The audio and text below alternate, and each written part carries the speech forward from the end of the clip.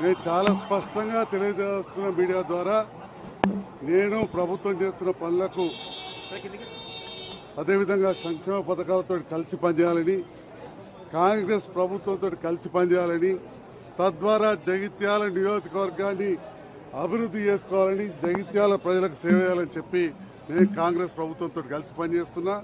తప్పకుండా రేపటి నాడు కాంగ్రెస్ పార్టీ సభ్యత్వ నమోదు కార్యక్రమం తీసుకున్నాడు, కాంగ్రెస్ సభ్యత్వం కూడా తీసుకుంటానని చెప్పి సందర్భంగా తెలియజేస్తూ అది అధిష్టానం చూసుకుంటే పోలీసు చూసుకుంటారు. ఎందుకంటే అందరూ అధికారులు ఉన్నారు కదా అక్కడ.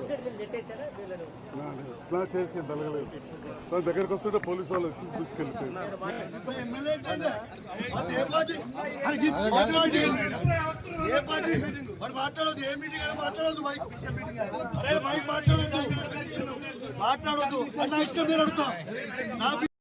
కొడుకులతో కూడా మైకించి మాట్లాడిస్తారు. నగర్ జిల్లాలో రైతులకి రైతు భరోసా 15,000 ఖచ్చితంగా మీరు ఇయ్యాలి. పోయిన 2 సీజన్లు మీరు రైతు భరోసా ఇయ్యలేదు అని ఇలా కరీంనగర్ జిల్లాలో, ఉమ్మడి కరీంనగర్ జిల్లాలో రైతుల పక్షాన, తెలంగాణ రైతుల పక్షాన మేము దాంతో పాటు ఇలా రుణమాఫీ నా హుజురాబాద్ నియోజకవర్గంలో కేవలం 50% మాత్రమే అయింది. ఇంకా 50% కాలేదు. నా హుజురాబాద్ నియోజకవర్గంలో రైతులకి రుణమాఫీ చెయ్యాలని నేను డిమాండ్ చేశాను. నా దళిత కుటుంబాలకి శాచ్యురేషన్ మోడ్ లో 18,500 కుటుంబాలకి మేము దళిత బంధు ఇస్తే, 2వ విడత దళిత బంధుని వీళ్ళు ఇయ్యకుండా మా దళితులకి ఇబ్బంది పెడతా ఉన్నారు. ఇలా ఖచ్చితంగా దళిత బంధు విడుదల చేయమని చెప్తే ఇవ్వడుగుతే 3 మంత్రులు, ఎమ్మెల్యేలు అందరూ కూడా మందబలం ఉంది కదా, అధికార బలం ఉంది కదా అని వచ్చి బెదిరించే ప్రయత్నం చేస్తా ఉన్నారు.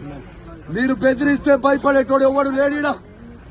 ఖచ్చితంగా కేసీఆర్ గారి పక్షాన మేము నిలబడతాం. కేసీఆర్ గారు ఏ విధంగా అయితే రైతులకి 1,00,000 కోట్లు ఇచ్చిండో మేము రైతుల పక్షాన నిలబడతామని మాట ఇచ్చాం. అదే విధంగా మేము మాట ఇచ్చినట్టు నిలబడతా ఉన్నాం. ఎందుకు ఈ దౌర్జన్యం అని అడుగుతా ఉన్నాను. మంత్రులు, ఎమ్మెల్యేలు, అధికారులు సాక్షిగా నేను ఒక ఎమ్మెల్యేగా ఉన్నా ఎట్లా బయట పట్టుకొని నూకేస్తున్నారో ఒక్కసారి మీ అందరు కూడా చూడండి విజ్ఞప్తి చేస్తున్నాను. ఒక దొంగ అయినా జగిత్యాల ఎమ్మెల్యే డాక్టర్ సంజయ్ ఎట్లయితే అమ్ముడు పోయిండో సిగ్గులేనోడు, అమ్ముడు పోయినోడు, ఎట్లా అమ్ముడు పోయినవరా అని మేము అడిగితే మైకిచ్చుకొని నువ్వు ఏ పార్టీ అంటే కాంగ్రెస్ పార్టీ అంటూ. మరి నిజంగా నువ్వు అంత పొగనువే అయితే డాక్టర్ సంజయ్ జగిత్యాల ఎమ్మెల్యే నువ్వు రాజీనామా చేయి. అదే కాంగ్రెస్ బీఫామ్ మీద గెలిచి చూపి చాతగాని దద్దమ్మలాగా కేసీఆర్ గారు పెట్టిన భిక్ష నువ్వు ఎమ్మెల్యేగా ఉండి దీంతో కేసీఆర్ గారిని నువ్వు విమర్శిస్తా ఉంటే, మీరు నోటికి వచ్చినట్టు మాట్లాడుతూ ఉంటే మేము చూసుకుంటా ఊకోవాలని మేము అడుగుతా ఉన్నాం. ఖచ్చితంగా నిలదీస్తాం, అడుగడుగున అడ్డుకుంటాం. ఖచ్చితంగా ఇచ్చిపెట్టే ప్రసక్తే లేదు. వాళ్ళు ఖచ్చితంగా ఇవాళ రైతులకి 15,000 రూపాయలు రైతు భరోసా ఇవ్వాల్సిందే. ఇందిరమ్మ ఇల్లు ప్రతి ఒక్కరికి ఇవ్వాల్సిందే.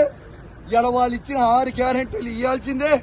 వాళ్ళు భయపెట్టించి దౌర్జన్యాలు చేస్తే భయపడే ప్రసక్తే లేదు. ఖచ్చితంగా వాళ్ళు ఇచ్చే 6 గ్యారెంటీల హామీలు ఖచ్చితంగా వాళ్ళు ఇచ్చే వరకు వాళ్ళని ప్రశ్నిస్తూనే ఉంటాం. 420 హామీలు ఇచ్చే వరకు ప్రశ్నిస్తూనే ఉంటాం.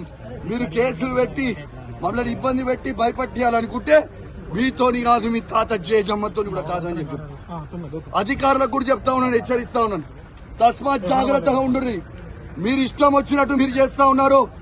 3 ఏళ్ల తర్వాత మళ్ళా కేసీఆర్ గారు ముఖ్యమంత్రి కాక తప్పదు. ఎవరు కూడా ఇలా ఎక్స్ట్రా చేస్తున్న అధికారులని ఎవరిని కూడా ఇచ్చిపెట్టాం, అది కూడా గుర్తుపెట్టుకోండి అని చెప్తా ఉన్నాం. ఇవాళ మేము కొట్టాడేది ప్రజల పక్షాన. ఇవాళ పోలీసు వాళ్ళని కూడా అడుగుతా ఉన్నాను, మీకు కేసీఆర్ ఏం తక్కువ చేసిండమ్మా? మీకు అద్భుతమైన ఫార్చునర్ ఇచ్చిండు, అద్భుతమైన ఇన్నోవాలు ఇచ్చిండు, 5 స్టార్ పోలీస్ స్టేషన్లు చేసిండు, మీ జీతాలు పెంచిండు. ఇవన్నీ మర్చిపోయిరా? మళ్ళా మీకోసం నువ్వు కూడా పోరాటం